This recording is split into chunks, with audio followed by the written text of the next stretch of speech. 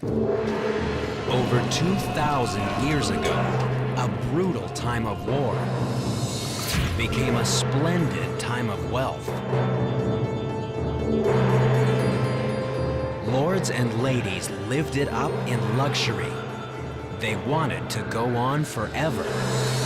Some of them did. What was seen in those coffins just amazed everyone. This is the best preserved ancient body ever found.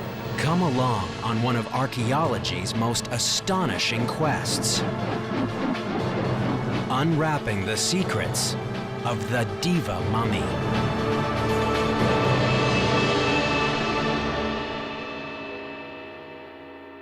China, one of the world's oldest civilizations, and a modern economic juggernaut. Day and night, bulldozers churn up its ancient soil, carving out the foundations of China's future, uncovering an incredible mystery of its past.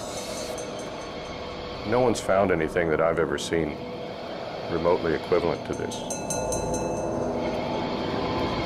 There's nothing else like them anywhere in the world.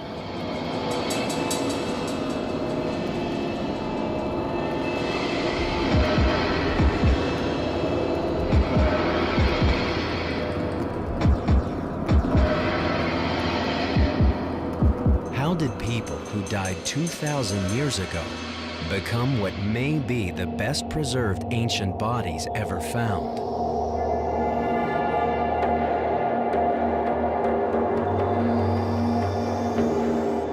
They look like living people, they move like living people.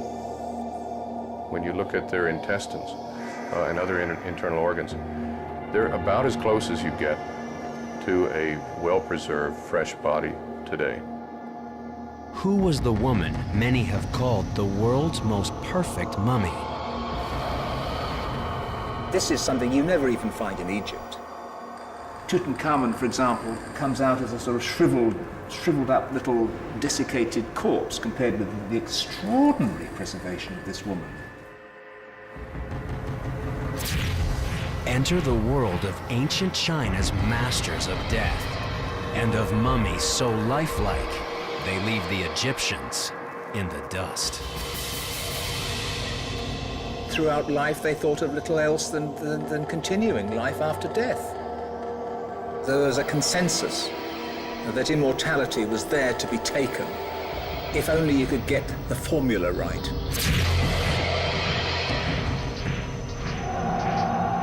(1972).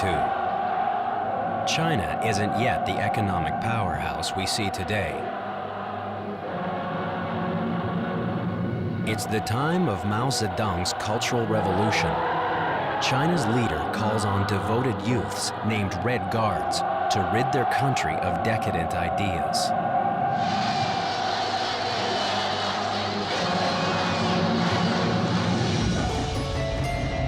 In this time of turmoil, officials in the city of Changsha announced one of the most astonishing archaeological discoveries ever made in China.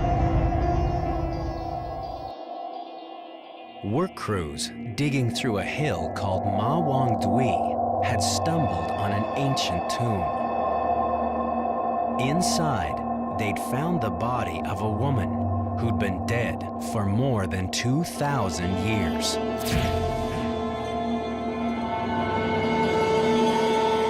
A body reported to be unlike any other ancient body ever found.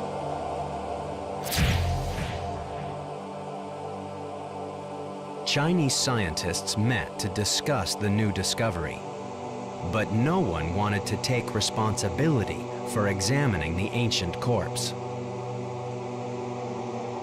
It was not a good time to fail, especially when Premier Zhou Enlai, one of the most powerful men in China, expected you to succeed.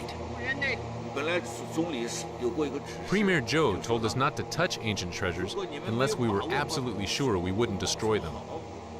He said that if we damaged them, we would be disrespectful to our ancestors and to our country.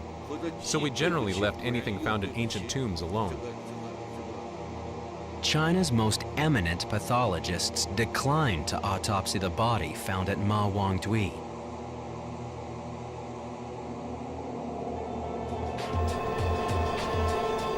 Suddenly, an obscure junior scientist named Peng Longxiang put up his hand.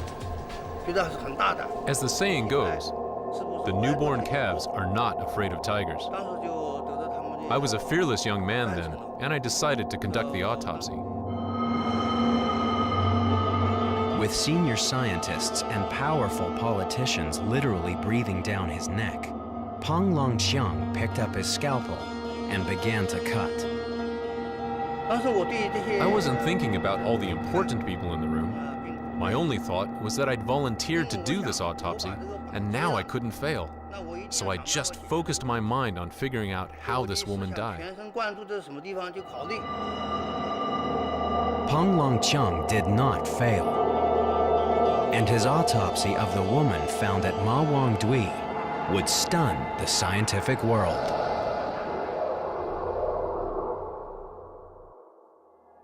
In 1972, Chinese pathologist Peng Longxiang conducted one of history's most astonishing autopsies. On a 2,000-year-old woman, so well preserved, Peng and his colleagues could dissect her like a modern corpse.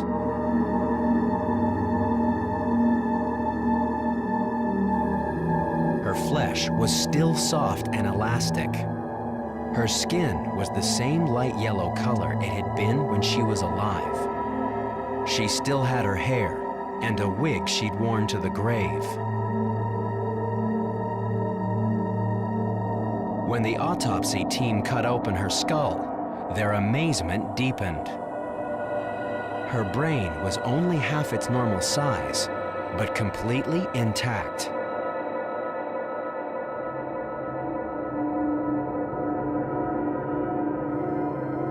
Then, Professor Peng made his first incision into the chest and found all her internal organs still in place and looking nearly good as new.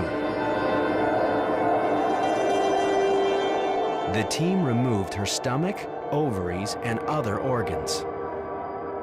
Incredibly, there was still red blood in her veins.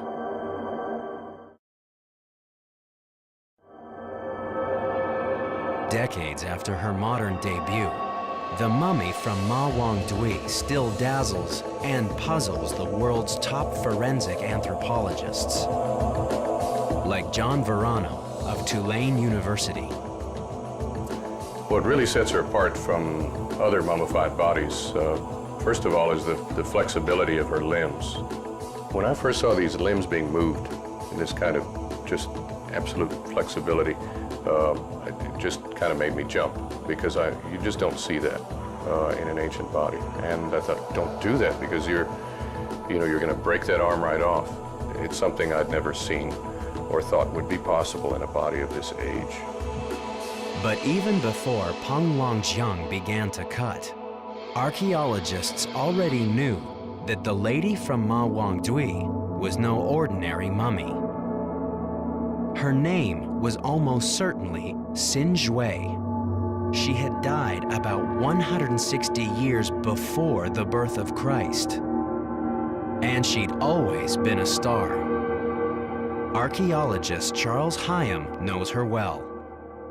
She was an aristocrat. She was a major member of a ruling family, and she led a life of considerable ease and luxury.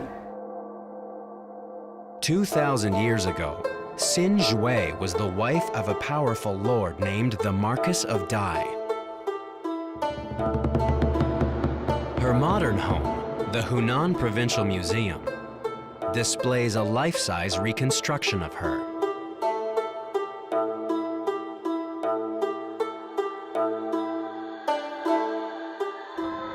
An elegant, beautiful woman stares at us. But Professor Peng's autopsy suggests a very different look.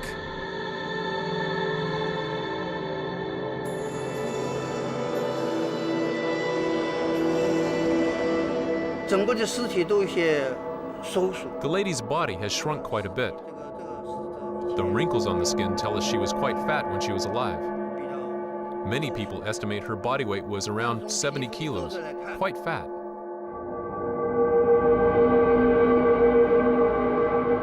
The Lady of Dai's love affair with dinner seemed confirmed by the treasures found in her tomb. More than 1,000 artifacts. 2/3 of them connected with food and drink.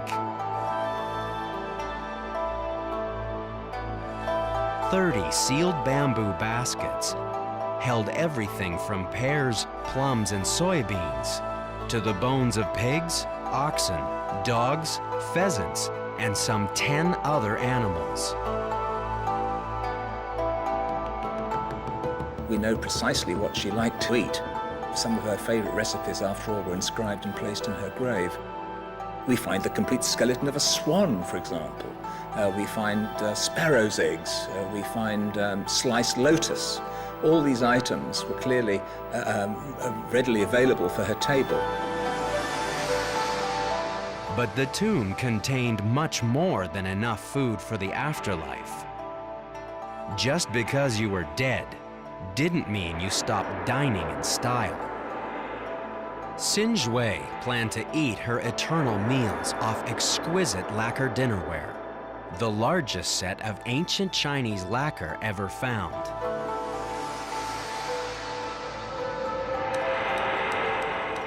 Draped over her coffin was a beautiful silk banner, showing the dead Xin Zhui making the journey to heaven. A soul's pilgrimage toward an eternal banquet. She was taking with her all her wine containers, for example. She was taking all her lacquer plates. She was taking the food she was accustomed to. She was taking her recipes and representations of servants. Servants made sure that the afterlife, once she reached paradise, was going to see a continuation of the sort of things that she'd been used to. Everything was laid out and neat and tidy and orderly, and life would indeed have been exceedingly pleasant. For Xin Zhui, death was a dinner party that never ended.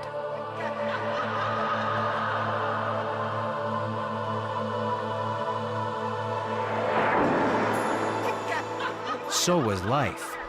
For her, on earth as it is in heaven, meant a little thing like death wouldn't spoil the fun. The Lady of Dai and her fellow aristocrats had plenty to celebrate. Life in ancient China hadn't always been so good.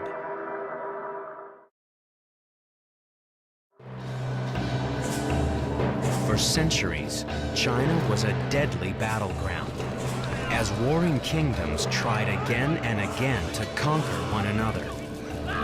Even the rich and powerful spent their lives fighting to stay alive. Then, in 221 BC, one of history's most remarkable men, Qin Shi Huangdi, the first emperor, united China's warring kingdoms for the first time. But when the first emperor died in 210 BC, his empire died with him. China plunged into 4 more bloody years of war until a rebel peasant leader founded a new dynasty, the Han, an empire contemporary with Imperial Rome and equally splendid. The Han dynasty would rule a unified China for the next 400 years. The Han dynasty brought to China peace, prosperity, wealth. People were able to, as it were, go back and revert to really enjoying themselves, to party, if you like. The Lady of Dai would have partied more than most, dazzling her dinner guests with banquets they'd never forget. There would have been a lot of music, there would have been a lot of incense, there would have been servants coming in and at your beck and call. I think it must have been jolly good fun.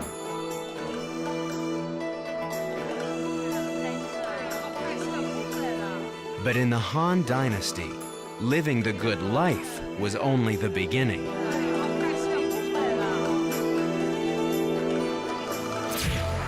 Your afterlife was going to see a continuation of the convivial, sophisticated, cultured, aristocratic life of the present. And therefore you had to have the body intact to enjoy it all. What's the point of going to heaven with all your wine and all your food if you haven't got a stomach to accommodate them?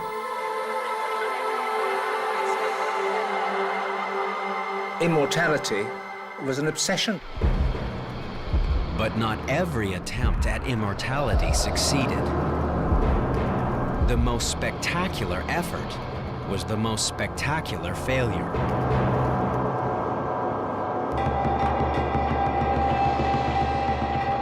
In 1968, soldiers digging a tunnel near the town of Manchang suddenly found themselves inside a 2,000-year-old man-made cavern. The magnificent tomb of a wealthy king named Lu Sheng.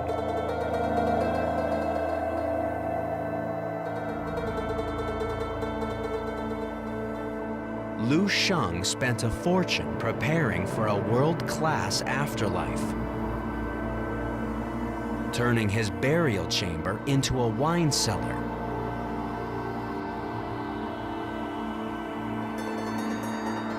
Building himself a comfortable home inside his tomb, and doing everything he could to ensure his body would never decompose.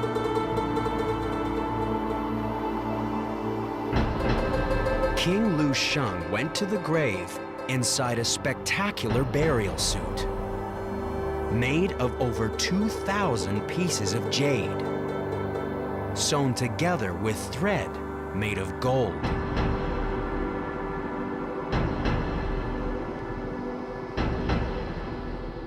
It would have taken a single craftsman literally a decade or more to create one of those jade suits.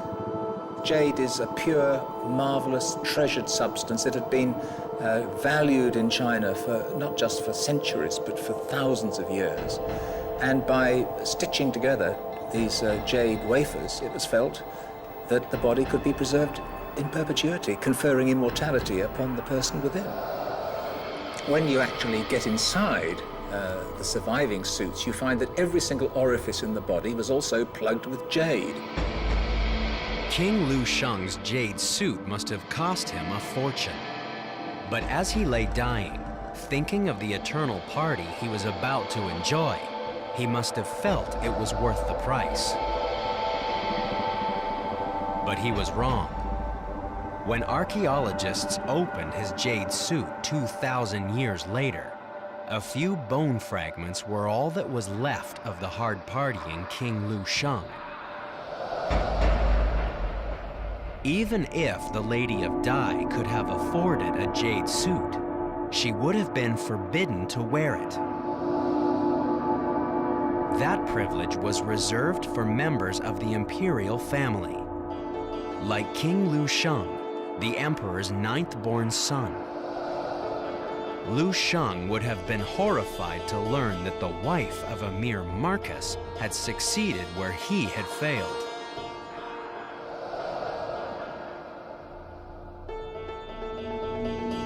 And in 1972, scientists were wondering the same thing. How did she do it?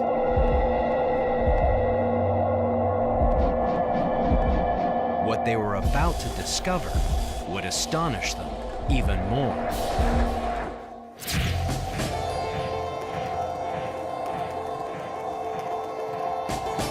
In 1972, Chinese pathologists autopsied the body of a woman named Xin Shui, one of thousands of death investigations done in China that year. Except that most of those autopsies were conducted within a few days of death. And Xin Shui's body was over 2,000 years old. These rarely seen images allow us to share the autopsy team's astonishment as they discovered Sin Shui's incredible preservation.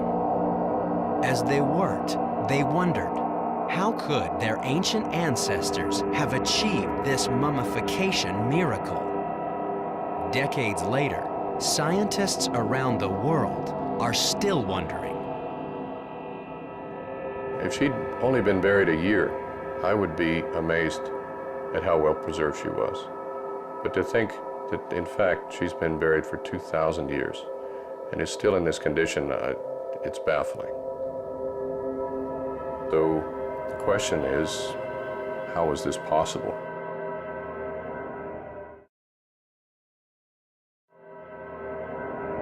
At first, one incredibly well-preserved 2,000-year-old body seemed to be a quirk of fate.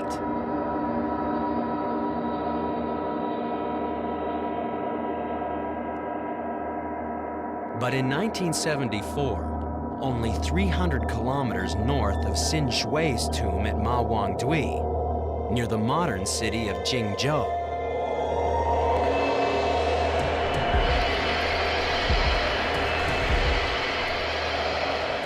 Chinese archaeologists found another.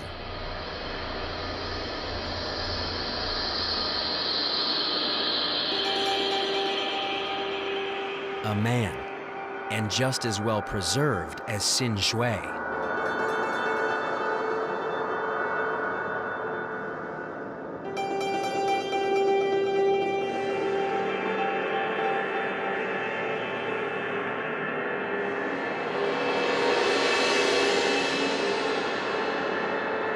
He had flexible limbs and soft organs like a fresh corpse.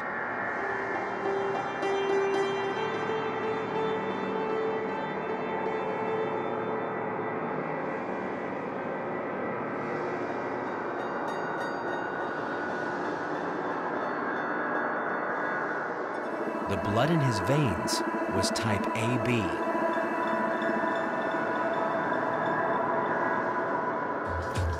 Pathologist Wu Zhongbi led the autopsy team.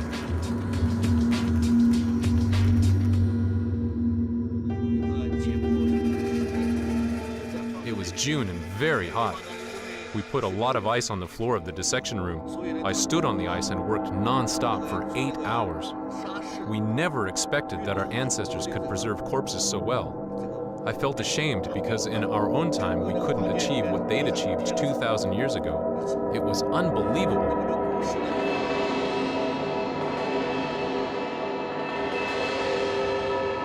In the mummy's mouth, doctors found a clay seal revealing his name, Sui. Sui was a magistrate who died in 167 BC, about the same time as Sin Shui. Two of the ancient world's best preserved bodies had been buried only a few years and 300 kilometers apart. And in China's Yangtze River Valley, a part of the world that seemed to be a mortician's nightmare. I would say that the climate of the Yangtze River Valley is quite likely one of the worst in the world in which to preserve human remains. Soil in this particular part of the world, of course, is very wet, very high humidity. You have very hot and you also have very cold weather. And so it would be a huge challenge to the hand mortician to be able to preserve a human body forever. When most people think of mummies, they think of a dry mummy wrapped in linen found in Egypt. That's the old classic one. The Egyptian approach, the internal organs needed to be removed quickly. It was a hot environment. Bodies rapidly decomposed in that type of environment unless they were treated by having the organs removed and then quickly salted and dried. The Chinese method is very different. In terms of the quality of the work, it's quite impressive. In many ways, a step above what the Egyptians achieved. These bodies aren't mummies. Mummies are dry bodies, easy to preserve.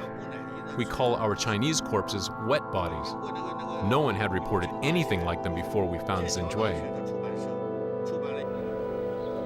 Archaeologist Charles Hyam of New Zealand's Otago University believes there's only one way to truly appreciate why Xin Shui looks as good as she does. You have to come here, to the hill of Ma Wang Dui where she was buried, and see with your own eyes the incredible work of the men who buried her.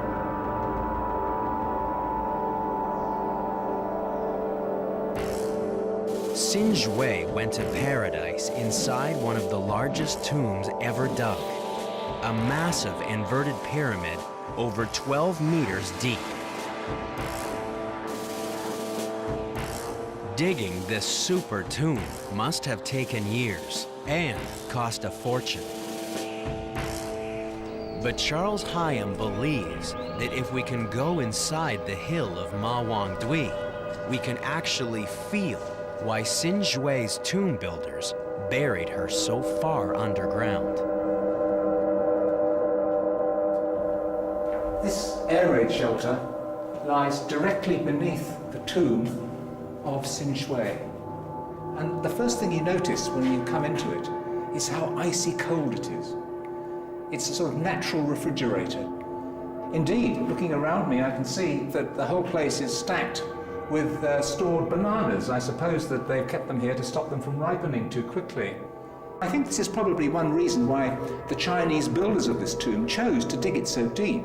They knew that down there at this great depth, that the powers of preservation of this really very, very chilly atmosphere would do their work in perpetuity. But natural refrigeration wasn't the only thing Xin Shui's embalmers understood. This pattern pressed into her skin reveals another of their powerful defenses against decay.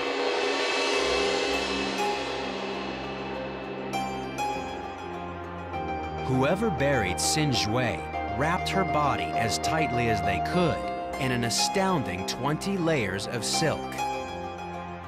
This silk cocoon suffocated bacteria living inside her body.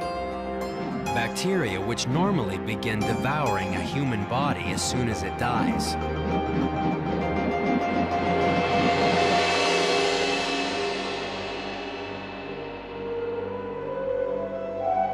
But even this wasn't enough for Xin Shui's master morticians. They placed her wrapped body in no fewer than 4 coffins, each designed to fit tightly inside one another, and each sealed with a thick coating of raw lacquer. Then, they encased these coffins inside a massive burial chamber, over 6 meters long, over 6 meters wide, and nearly 3 meters high. They surrounded the burial chamber with 5 tons of charcoal and a moisture-blocking layer of clay over 1 meter thick. Finally, they packed the tomb shaft tightly with soil and capped the top with a mound of earth some 15 meters high.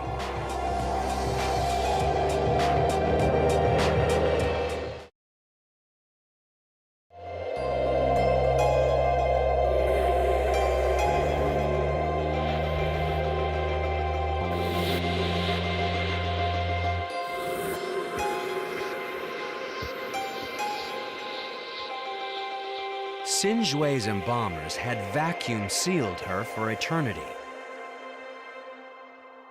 But was it enough to make her the mummy we marvel at today? Similar tombs, deep tombs in cool environments in other parts of the world, have not preserved bodies to this degree. They just haven't done it. And so, to me, there has to be some additional element. Did Xin Shui's embalmers have one more trick up their sleeves? An ancient text may reveal a clue. A text that gives detailed instructions for embalming the dead.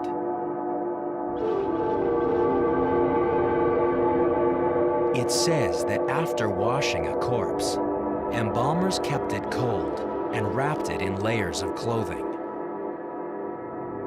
It also says that after they placed the wrapped body in its coffin, the embalmers did one more thing before they closed the lid. They poured in a mysterious liquid. Could that liquid have played a decisive role in preserving bodies? Some think it's possible.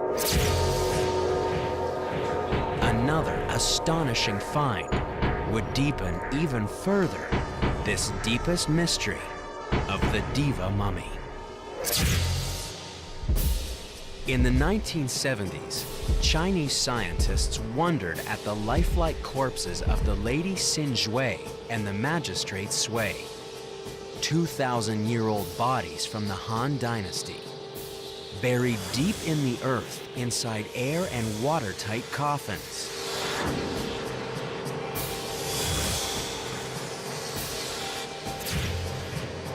It seemed that the key to their preservation had been ancient morticians' sophisticated techniques for protecting them from water and air. But there was another, even more incredible possibility. Archaeologists found Xin Shui and the Magistrate Sui floating in a mysterious reddish fluid. Ancient Chinese texts tell of embalmers pouring a special liquid into coffins just before they sealed them. Were Xin Shui and the Magistrate Sui floating in that liquid? A long-lost elixir for preserving human flesh? Chemical analysis of the coffin fluid only deepened its mystery. It was mildly acidic and contained traces of cinnabar, a mercury ore, and an ancient Chinese medicine for prolonging life. Acid and cinnabar could have helped kill flesh-destroying bacteria. But experts have never stopped debating how the fluid got into the coffins. Some insist it was merely water that leaked into the tombs. Today, one of the world's greatest authorities on the Han Dynasty bodies believes he's found the answer. In 1974, pathologist Wu Zhongbi performed the autopsy of the Magistrate Sui. When archaeologists opened Sui's coffin, it was filled with fluid. But strangely, so was his burial chamber. Even though it was surrounded by clay, excavators found nearly a meter of water inside. They could even measure its depth from the marks it left on his coffin. How could water have penetrated Sui's vacuum-sealed burial chamber and his tightly nested lacquer-sealed coffins? Professor Wu believes they weren't as watertight as they seemed. No matter how well sealed the paint or the coffin would, it will still have microscopic holes. According to Professor Wu, eastern China's waterlogged soil slowly rose around Sui's burial chamber. Differences in atmospheric pressure between the water-saturated earth and the dry burial chamber forced microscopic molecules of water vapor through invisible cracks in the chamber's wood. When enough moisture had squeezed through, it formed a water drop inside the burial chamber. Multiply that drop by 2,000 years, and you get a lot of water. We did an experiment. We made a small coffin, sealed it tight, and placed it in water. After just 4.5 years, the coffin was full of water, so we concluded the coffin liquid comes from outside. But Xin Shui also had fluid in her coffin, and there wasn't any in her burial chamber.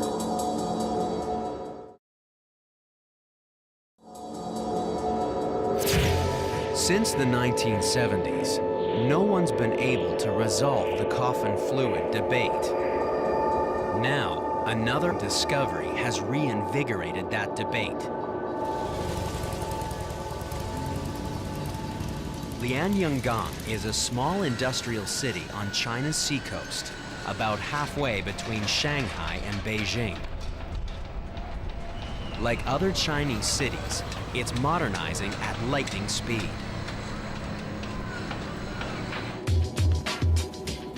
In July 2002, local museum curator Zhou Jinping got a phone call from a road crew who'd uncovered a strange wooden box.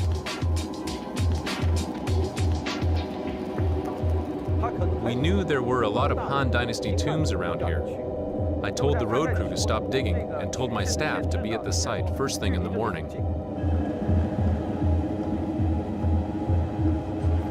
The next morning, a museum cameraman recorded these images, never before seen outside China, of the archaeologists at work.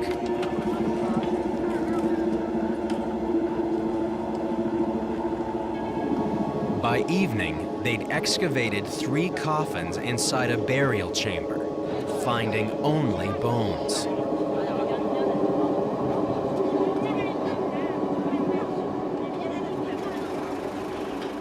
They decided to transport a 4th coffin to the museum for safekeeping overnight.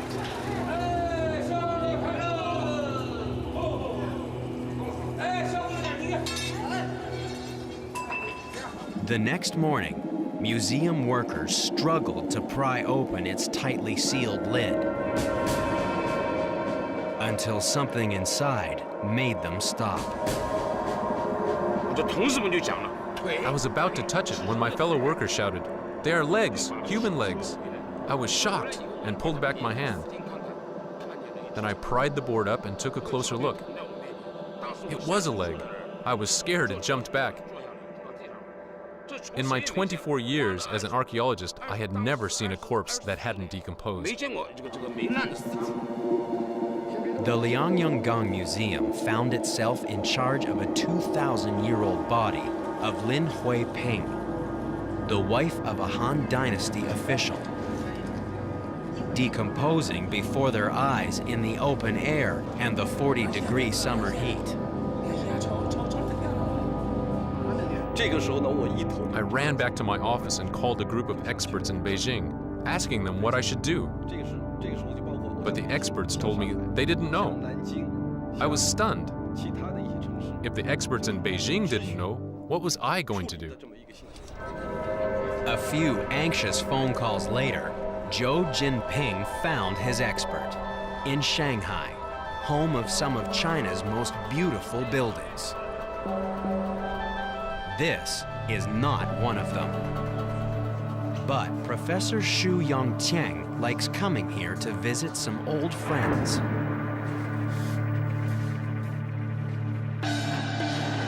Very old friends. Professor Xu is one of China's foremost forensic anthropologists.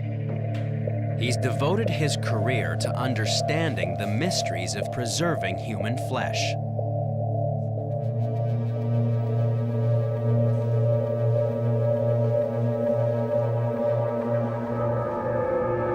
This is his masterpiece. Yan Fu-Sing, an army officer, martial arts expert, and practicing Buddhist. Yan's been dead about 700 years, but he's in remarkably good shape for his age. That's because Professor Xu has been injecting him with an experimental preservative developed to keep modern Chinese corpses looking good for their funerals. Yan Fu-Sing is still flexible and moist 3 years after archaeologists opened his tomb and exposed him to the air. We've done experiments to see if there's any bacteria or mold inside the body. We couldn't find any, so we think this formula is very effective in body preservation. Xu Yongqiang helped Lianyungang Museum preserve the body of Lin Huiping. he consulted with the team of scientists who rushed to Liangyanggang to study the newest miracle mummy. They peered into her with non-invasive body scans, far more sophisticated than anything used on Sin Shui or the magistrate Sui. But in the end, only the knife would reveal her secrets. In this never-before-seen video, filmed exclusively for this program, the team autopsies Lin Huiping and marvels at her ancient embalmer's brilliant achievement. In our modern forensic work, the bodies we see have badly decayed after only a few hours in the summer, and in winter after a few days. It's inconceivable that this corpse can be in such good condition after more than 2,000 years.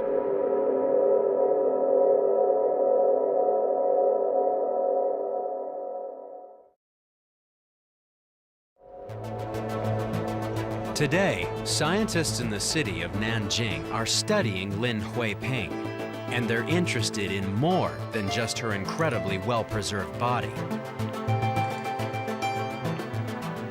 Lin Huiping's coffin was also full of fluid.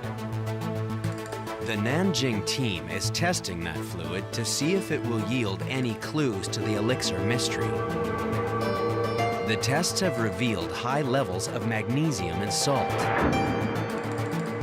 The salt could have been a preservative or just salty water leaking in from Liangyangang's coastal soil.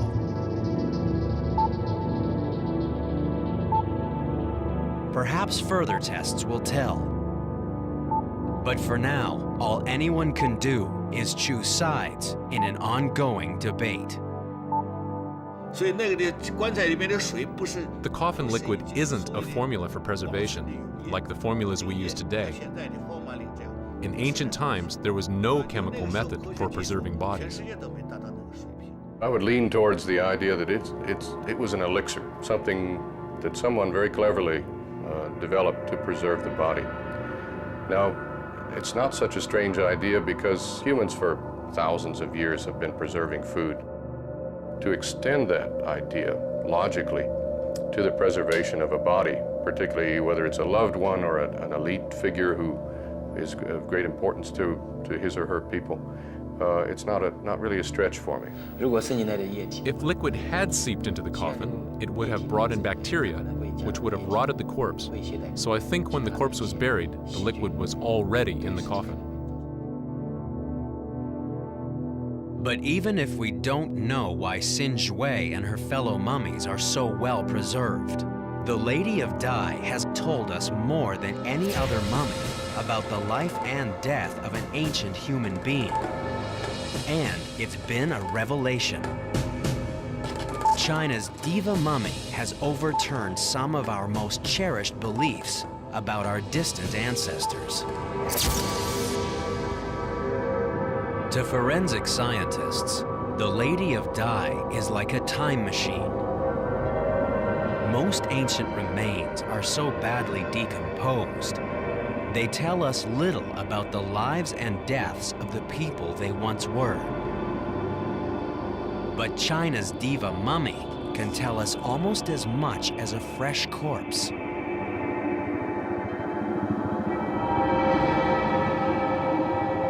It's really an exceptional kind of snapshot of a person's death, but not only that moment of time of death, but all of the events leading up to that moment of death. Studying the body of Sin Shui was like making a house call 2,000 years in the past. And when the doctors examined her, they got a few surprises. While she was hosting all those dinner parties, the Lady of Dai was also hosting some very unwelcome guests. Tapeworms lived happily inside her.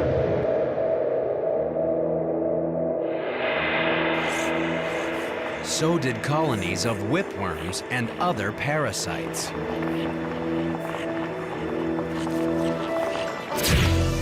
Living with parasites would have been unpleasant, but it wouldn't have been fatal. Something else killed the Lady of Dai. Something that rewrote medical history.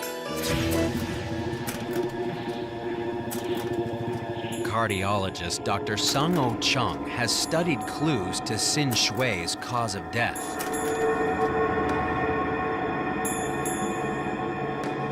The lady's funeral banner shows her using a cane to walk to heaven, even though she was only 50 years old when she died. 2,000 years later, X-rays revealed the answer. A fused disc in her lower spine. Her bad back also hints at why she was so overweight. Centuries before television, the Lady of Dai had been one of history's earliest couch potatoes. She gets weighted on and she doesn't have to do very much exercise. And that's probably why she gets fat. Sin Shui's autopsy revealed another crucial clue. Inside her stomach, scientists found over 100 perfectly preserved melon seeds, all of them undigested. Her stomach hadn't had the hour it needed to break them down before she died.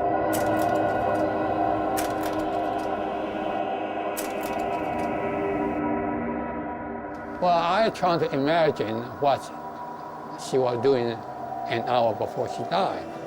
She probably having a very heavy meal. The last part of the meal was the melon. And she liked the muskmelon very much, but she ate in such a hurry that she swallowed all the seeds. There was one more clue, the most telling clue of all.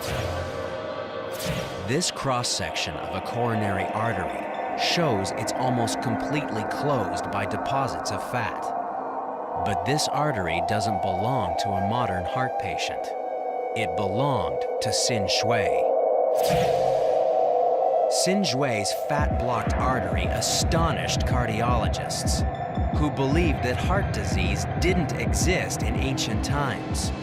And it allowed them to reconstruct the final moments of her life. Within an hour after she gorged on melon, the Lady of Dai felt a sudden sharp pain. But it might not have been in her heart. Sin Shui had gallstones, another affliction caused by eating too much fat.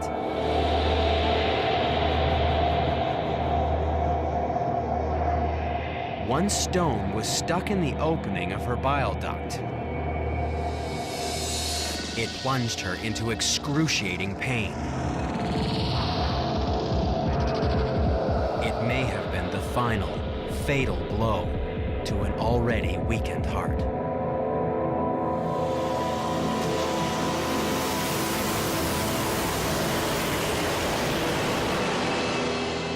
Eternity didn't turn out like Sin Shui planned.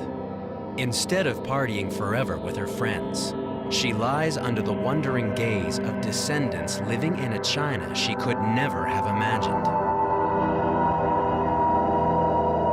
Between the moment of her death and the moment of her discovery, something happened to the Lady of Dai that made her the most astonishing ancient mummy ever found.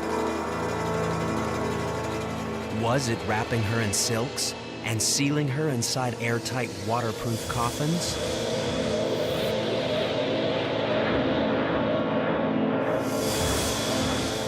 Was it laying her to rest inside a super tomb that kept out the forces of decay?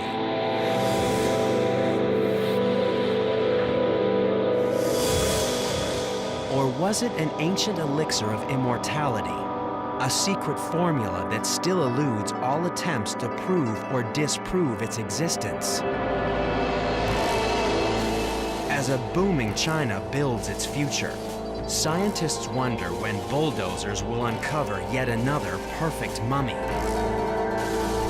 and demolish even more of what we think we know about the ancient past.